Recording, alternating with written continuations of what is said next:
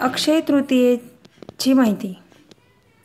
अक्षय तृतीयेचा सण दरवर्षी वैशाख शुक्ल पक्षातील तृतीया या तिथीला साजरा केला जातो. हा सण गुजरात, महाराष्ट्र, राजस्थान, मध्य प्रदेशसह संपूर्ण उत्तर भारतात साजरा केला जातो. ग्रामीण भागात याला अकिती असं म्हणतात. या दिवशी सुरू केलेल्या कुठल्याही कार्याचा क्षय होत नाही.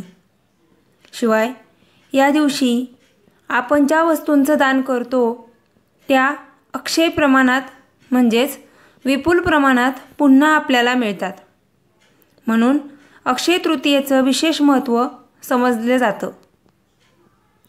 वैशाख मासातील शुक्ल पक्षातील तृतीया ही अक्षय तृतीया म्हणून प्रसिद्ध आहे. भारतीय संस्कृतीचा इतिहास आणि काही पौराणिक कथांनुसार अक्षय तृतीयेला अनेक महत्त्वाच्या घटना घडलेल्या आहेत. पौराणिक कथानुसार असं सांगण्यात येतं की या दिवशी भगवान गणेशानं वेद महर्षी व्यासांना महाभारताचं काव्य सांगण्यास सुरुवात केली. त्यामुळं महाभारताच्या इतिहासातही अक्षय तृतीयेला महत्त्व आहे. अक्षय तृतीया हा दिवस भगवान विष्णूचा 6वा अवतार मानला जातो. भगवान परशुराम यांचा जन्मदिवसही आहे. परशुराम हे जमदग्नी आणि रेणुकादेवी यांचे पुत्र होते. अक्षय तृतीयेच्या दिवशीच नरनारायण आणि हयग्रीव यांचा जन्म झाला होता. अक्षय तृतीयेला सत्ययुग संपून त्रेतायुगाचा प्रारंभ झाला असं म्हणतात. अक्षय तृतीया ही माता अन्नपूर्णेचा जन्मदिवस आहे. त्यामुळे या दिवशी अन्नपूर्णा देवीला प्रसन्न केल्यास आयुष्यभर घरात सुख समृद्धी नांदते. अक्षय तृतीयेला भगवान श्रीकृष्णानं मित्र सुदाम्याचे दारिद्र्य संपवले होते. त्यामुळे हा दिवस जीवनात सुख समृद्धी देणारा आहे असं म्हटलं जातं.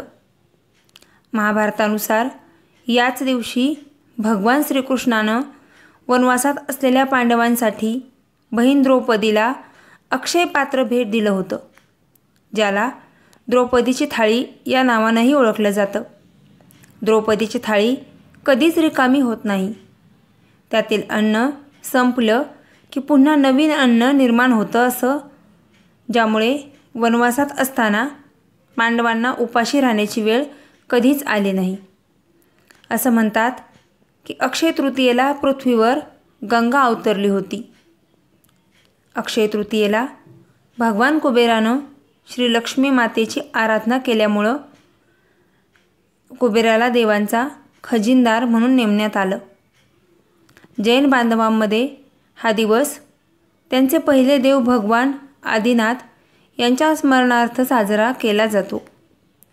जगन्नाथपुरी येथे याच दिवसापासून रथयात्रेला सुरुवात केली जाते. तुम्हा सर्वांना अक्षय तृतीयाच्या खूप खूप शुभेच्छा. ही माहिती आवडली असल्यास चॅनेलला लाईक आणि सबस्क्राईब करा. धन्यवाद.